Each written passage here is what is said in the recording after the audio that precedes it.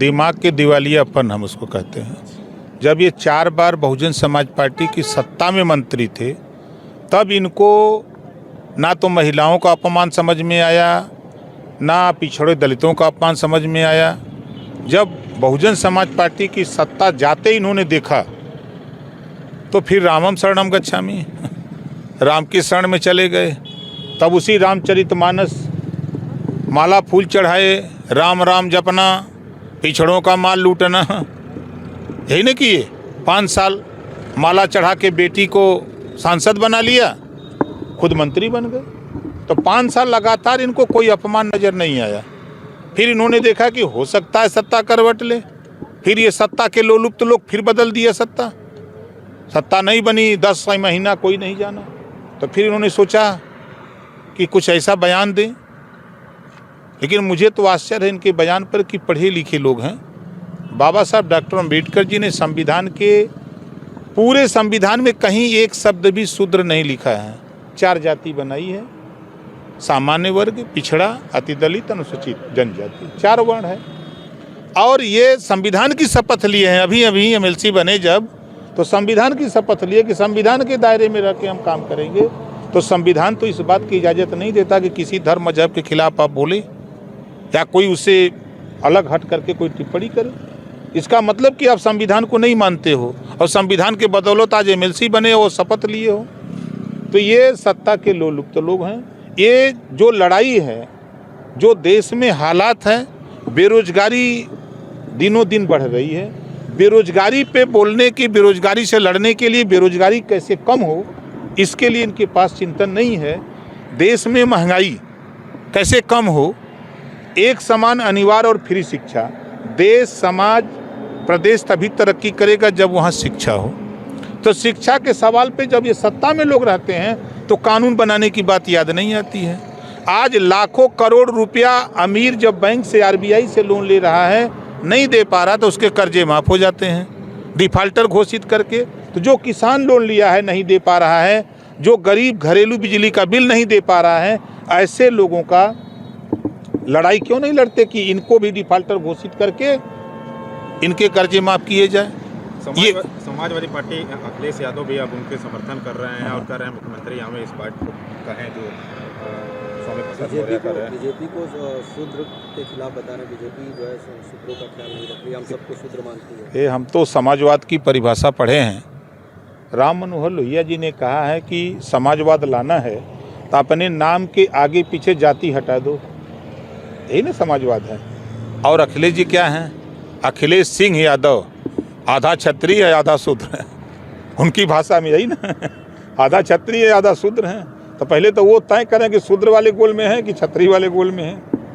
इतना तो दोनों हैं। प्रकाश जी, मोहन भागवत जी अब समर्थन कर रहे हैं स्वामी प्रसाद मौर्य का। वो कह रहे हैं ब्राह्मणों ने जातियों में बांटा है, लोग विभाजन ब्राह्मण की ही देन है। अब ये मोहन भागवत जी के बयान को पूरा हमने अध्ययन अभी नहीं किया है। अभी तो हम मऊ में महिला महारैली को लेकर के हम वहाँ व्यस्त थे, वहाँ से निकले हैं, रात को आए हैं, सुबह उठे हैं, नहा के भाग के इधर।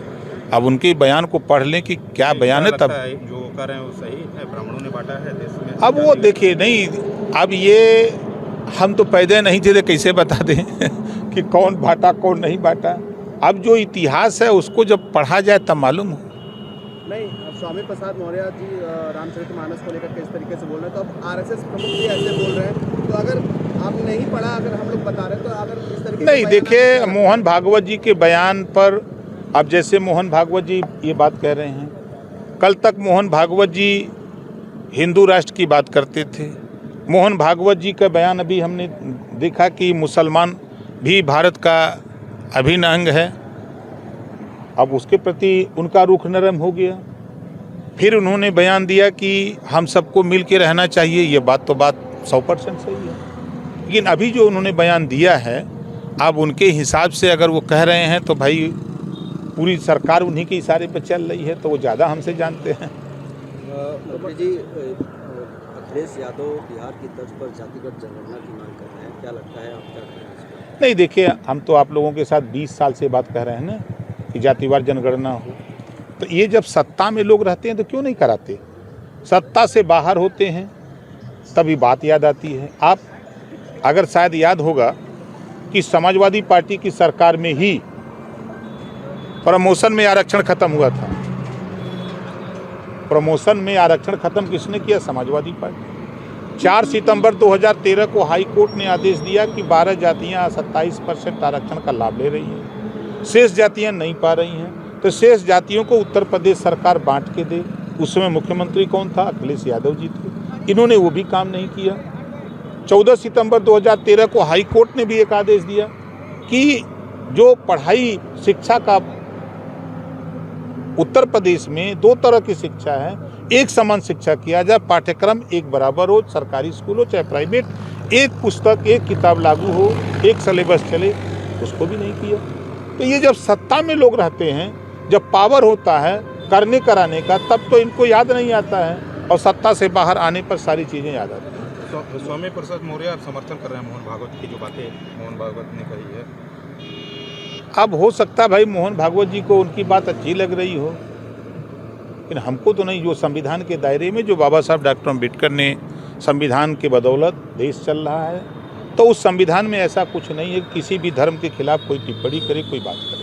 उन्होंने कहा है कि भारतीय संविधान की धारा 15 कहती है कि जाति, पंथ या रंग के आधार पर कोई भेदभाव नहीं होना चाहिए। संविधान की भी बातें वो कर रहे हैं। तो भेदभाव कहाँ कोई कर रहा है? नहीं, जिस तरह से इसमें रामचरितमानस में उनके हिसाब से जो भेदभाव किया गया है। इतने दिन कहाँ थे लोग? इतने दिन कहाँ थे? अगर इसमें आज चर्चा क्यों हो रही है? सवाल इस बात का भी है ना, आज चर्चा क्यों? क्या लग रहा है, क्यों इसको चर्चा? क्या दलित वोट बैंक की राजनीति हो रही है? क्या हो रहा है? देखिए, सारी खुराफात वोट के लिए हो रही है। इस देश में सारी खुराफात वोट के लिए हो रही है, और कहीं कुछ नहीं है। मोहन भागवत भी हमें लगता है इसी वजह से ऐसी आप बताएं नहीं। देखिए, अब किसके ना सब लोग जानते हैं आरएसएस के इशारे पर देश और प्रदेश की सरकार है, सब लोग जान रहे हैं ना। तो वो जो कह रहे हैं तो उसके पीछे वोटें हैं और कुछ नहीं है। सारी लड़ाई वोट के लिए है। जितना नेता बोल रहे हैं सब वोट के लिए लड़ रहे हैं। मंत्री जी, लखनऊ में रामचरितमानस की प्रतियां जलाई गई थी, उसको लेकर के सरकार ने जो है उन लोगों पे FIR भी दर्ज किया था, उन पे रासुका लग गया है। बिल्कुल, ऐसे लोगों के खिलाफ कार्रवाई होनी चाहिए, हम भी उसके पक्षधर हैं। तो इस तरीके से जो विरोध कर रहे हैं उन पे भी कार्रवाई होनी चाहिए? बिल्कुल होना चाहिए। तो संघ प्रमुख पे भी होना चाहिए? अब सरकार का काम है ना। नहीं, अभी आप बोल रहे हैं कि बिल्कुल होना चाहिए। तो अगर संविधान के दायरे में अगर कोई गलत काम करता है, कानून के दायरे में, उनके खिलाफ तो कार्रवाई होनी चाहिए।